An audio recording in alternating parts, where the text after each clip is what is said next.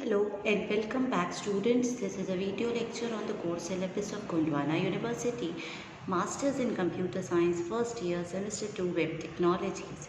Today we are going to study the topic databases with PHP. So before we begin with that, we should know what is data.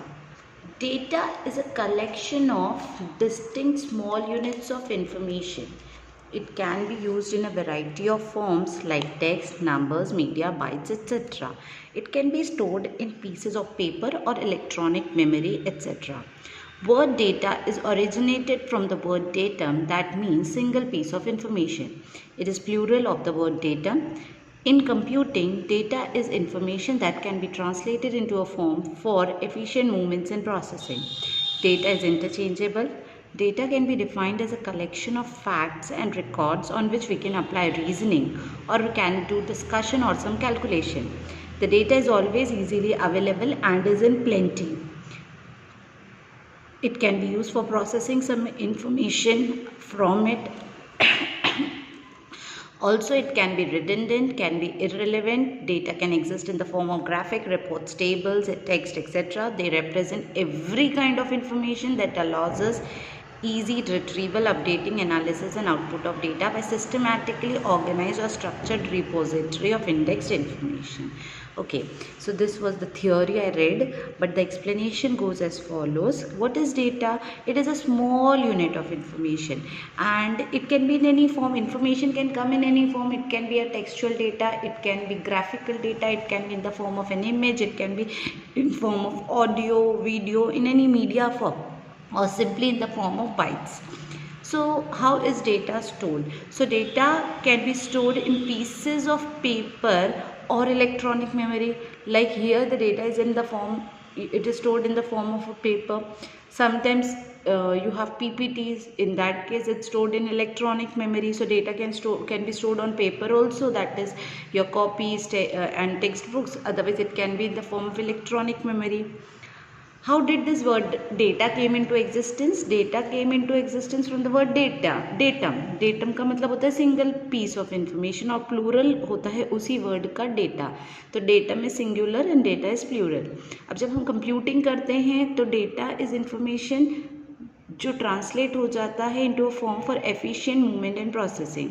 तो data को जब process करते हैं for processing, for efficient movement, for understanding, in that case data becomes information. Okay, so data is interchangeable.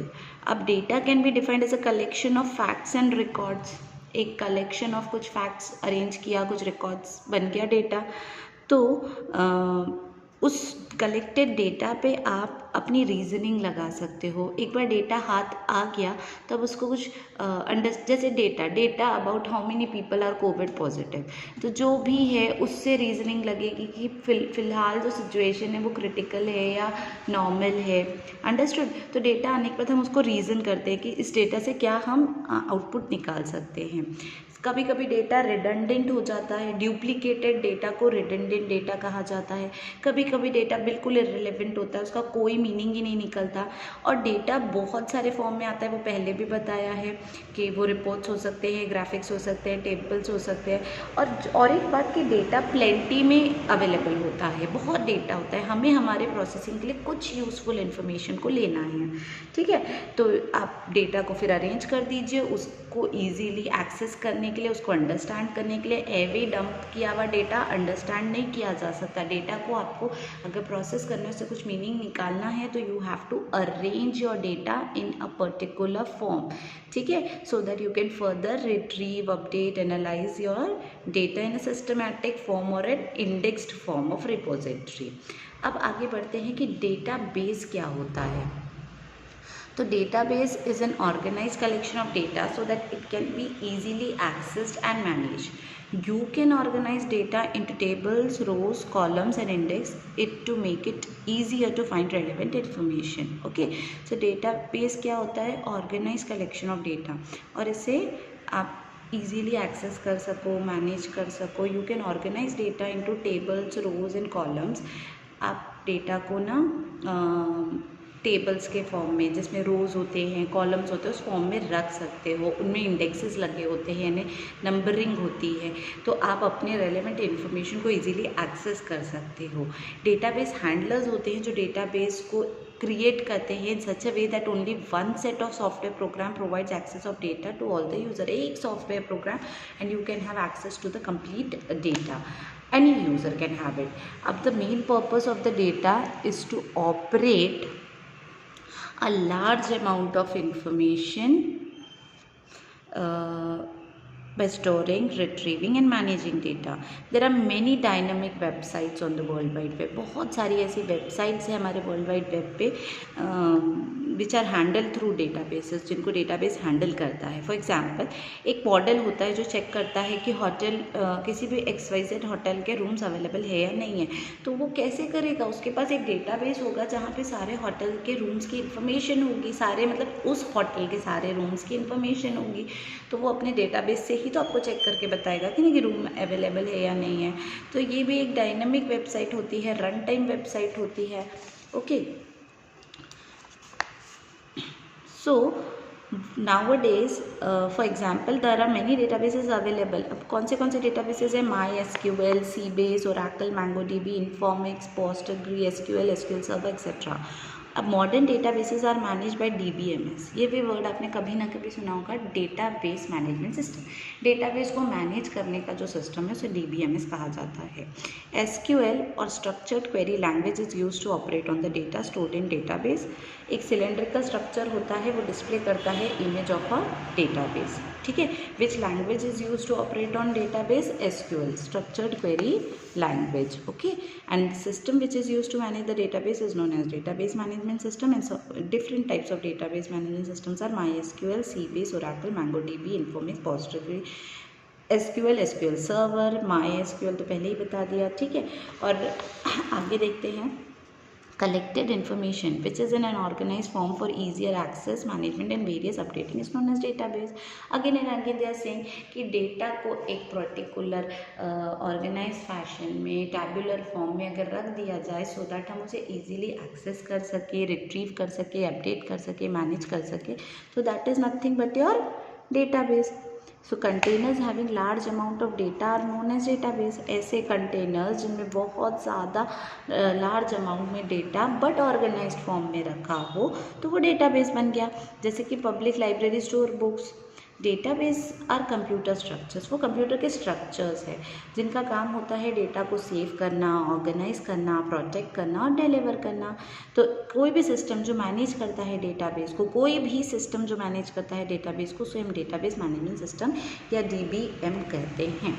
अब inside a data, जब database की बात करेंगे, इनसाइड द डेटाबेस डेटा को कैसे रखा जाता है? तो data is a collection of rows and columns and it is indexed so that to find relevant information becomes an easier task. तो सबसे पहले डेटा को rows and columns के फॉर्म में रखा जाता है और फिर उसे इंडेक्स करके रखा जाता है so that आप इंफॉर्मेशन निकालना is very easy. A new information is added, data gets updated, expanded and deleted. New data add कर सकते हो, डेटा को अपडेट कर सकते हो, एक्सपांड कर सकते हो, डिलीट कर सकते हो. Different types of operations you can do on your data once it is in a database, that too in a indexed form in form of rows and columns. ठीक है. The various process of database creates and update themselves, querying the data they contain and running application against उसको query करो. SQL में हम different queries यानी कि simple word में programming करेंगे to update data, to delete data, etc. etc. Okay. Let's see.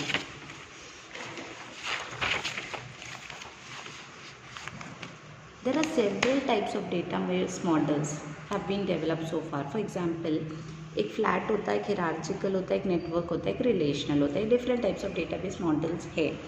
These model describes the operations that can be performed on them as well as structure of the conforming database. ये particular database का पहले तो structure कैसा है. अगर database model हमें क्या बताता है, तो हमने अभी 4 टाइप्स ऑफ डेटाबेस मॉडल्स यहाँ से रेट किए, that are flat, hierarchical, network and relational. और ये मॉडल्स हमें क्या बताते हैं कि एक तो डेटाबेस का स्ट्रक्चर क्या रहेगा और फिर हम उस पर क्या क्या ऑपरेशंस कर सकते हैं. तो डेटाबेस एक एसेंशियल पार्ट है हमारी लाइफ का.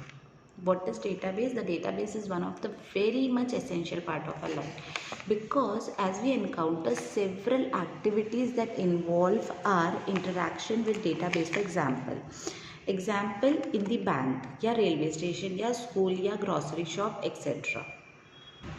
For example, in bank there are so many customers, and all these customers have different data. So all their data is being stored in a database. But आप जब bank जाते हो तो you don't have to wait for hours. मतलब processing is another story, but then आपका information on a click आपके जो bank employee है उसके स्क्रीन पे आ जाता है. आप जाके बोलते हो माई बैंक आईडी या जो भी होगा वो बताते हो, and that person. How does it happens? Because the data is not just stored in a database, but it has been stored in an organised manner. So एक इंडेक्स वैल्यू डाली, एक प्राइमरी की डाली और वो डेटा आ गया. ठीक है, तो there are instances when we need to know, when we need to store a very large amount of data in one place and fetch these data easily. ऐसी सिचुएशंस आती है जहाँ पे we want कि बहुत ज़्यादा large amount of data को हम store कर सकें और easily access कर सकें. अब देखते हैं, computer database typically contains files, records, data like transaction money in one bank, account to another bank, sales and customer details, fee details of student, product details. इतने सारे different kinds of database ranging from the most prevalent approaches, the relational DBMS, to a distributed database, to a cloud database and the NoSQL database. इतने सारे models होते हैं. और पहली बात, computer database typically क्या कंटेन करते हैं? फाइल ट्रांजैक्शंस हो सकती है मनी की. आप गए, आपका HDFC में अकाउंट था, आप चाहते हो उसमें एक्सेस में आपका डेटा ट्रांसफ़र करना है, तो ये ट्रांजैक्शंस के डिटेल्स, आपके कस्टमर डिटेल्स, नॉमिनी डिटेल्स, फिर उसके बाद स्कूल की, कॉलेजेस की बात की जाए तो बच्चों के फ़ी डिटेल्स, प्रोडक्ट डिटेल्स, जो भी है इतना सारा डेटा होता है. इन डेटा को डंप करके नहीं रखा जा सकता, इनको डेटाबेस में रखा जाता है. डेटाबेसेस में डेटा को ऑर्गेनाइज फॉर्म में रखा जाता है, उसे मैनेज करने के सिस्टम्स बने हुए हैं जिनका नाम मैंने आपको बताया DBMS होता है. There are, and depending upon our need and the situation, there are so many models that you can use. The few are being listed here, that just like relational or distributed or cloud or NoSQL. Okay, so this was just the introductory part to what is data and what is databases. We are going to discuss different types of database models in our next video. Also we are going to see MySQL with your PHP. Thank you so much.